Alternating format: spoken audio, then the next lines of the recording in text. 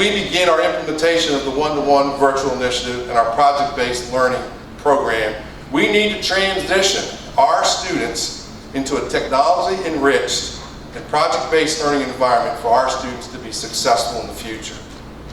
Current research demonstrates that the use of technology and those resources enhances instruction. It does not replace what you do. As we're going to talk about, you make the difference in students being successful. It's another tool for you to use. Watch any 3-year-old today learn and watch what they do with this. Okay, it's incredible the things that they can do. A 3-year-old, let alone a 5 or 6 or 7, or someone who's a senior in school. In other words, students are empowered to be self-motivated learners. Staff and students will begin focus on real-world learning opportunities that employ 21st century skills. Thus, when students are provided real-world learning opportunities and in an enriched technological environment, the distinction between the use of the device and its actual practice minimizes. Do you think how to use this today? Or is it natural? And that's what the students we have today. It's natural for them to use the technology. Do we want our students to have a disadvantage when they leave here and go to college or to go to a 2-year school or into the job market? I heard one superintendent this summer say, the way we approached it in our community was simple. Do we want our kids working for those kids because those kids had the technology when they came out of high school or into college? Or do we want our kids to have those kids working for them when they're in business? And the answer is a simple one. We want the best for our kids. Alleghany County may be on the western part of the state, but it is no different than any other school division or county in the Commonwealth. We have our ups and we have our downs. And it's what we make of those situations that will make the difference. With all that being said, we must look. To me, what measures the success of a student is not the SOLs. That's part of it. Accreditation is part of that. I recognize that. But what I want to know is, our students that are 20 years old or 23-year-old, how are they doing?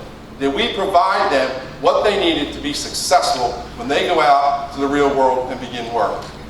And one of our goals this year, we want to reach out to find out how they're doing. And we're partnering a little bit with our economic development group to find out that information.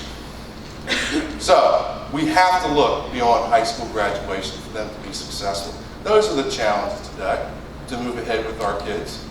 And those of you who have younger students, I've got 4 older ones, but those of you who have younger students, that's what you want.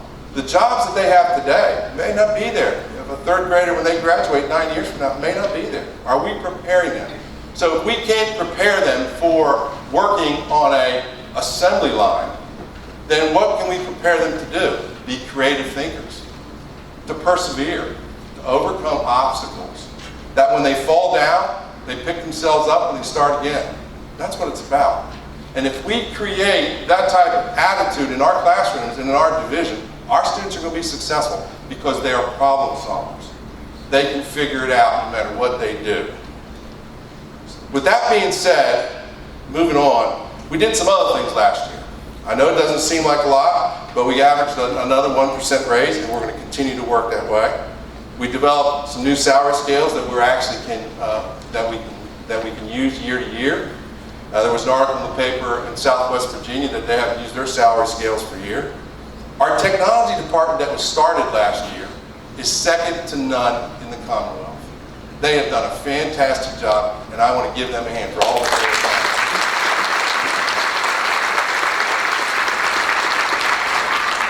The other program that's made a big difference is our alternative education program called Turning Point.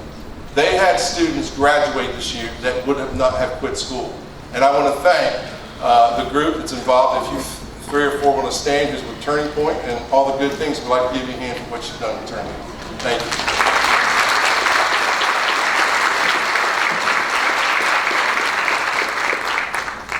We have spent a lot of time in the central office doing kumbaya. They're tired of hearing me talking about kumbaya and working with everybody in the division. It is not a top-down division. It's not a bottom-up division. It's a we division.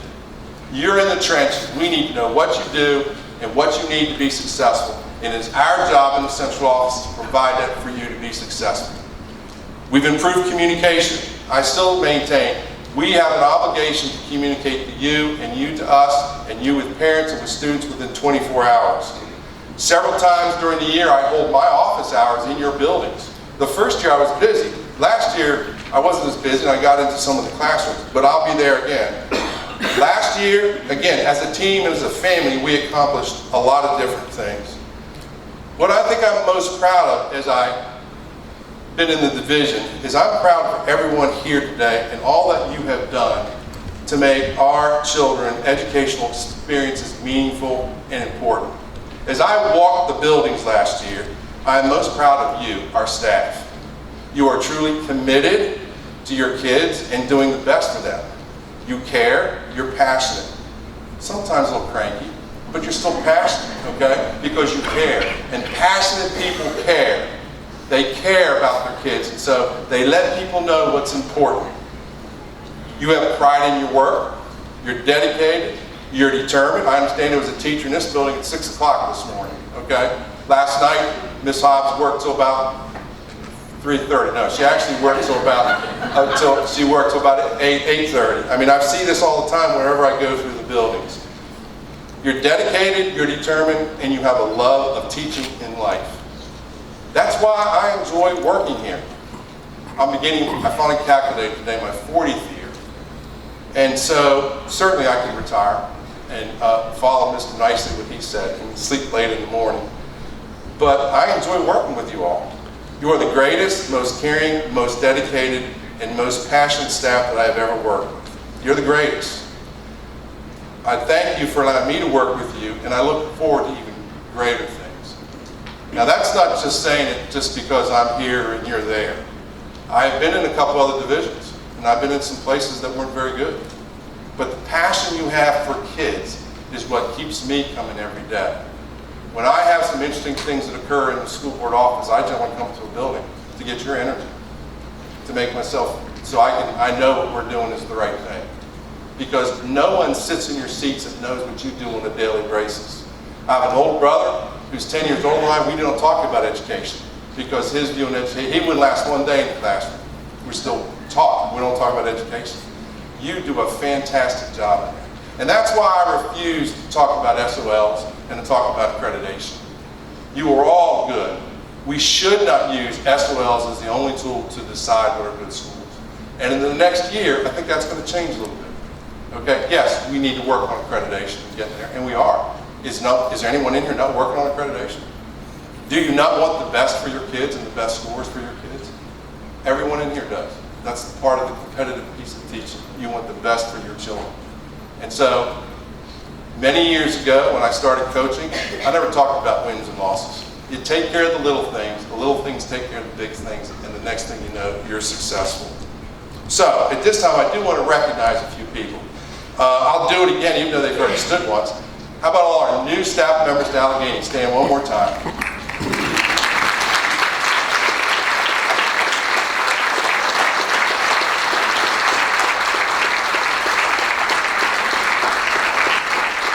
Thank you for coming here. I think you're going to enjoy our vision of what education should be. There's only one of them that I'm a little worried about, and that one's a Steelers fan. But I'll work on that person a little bit. And there are a few other Steelers fans in the building, Miss Leaks and a few others, I believe. But anyway.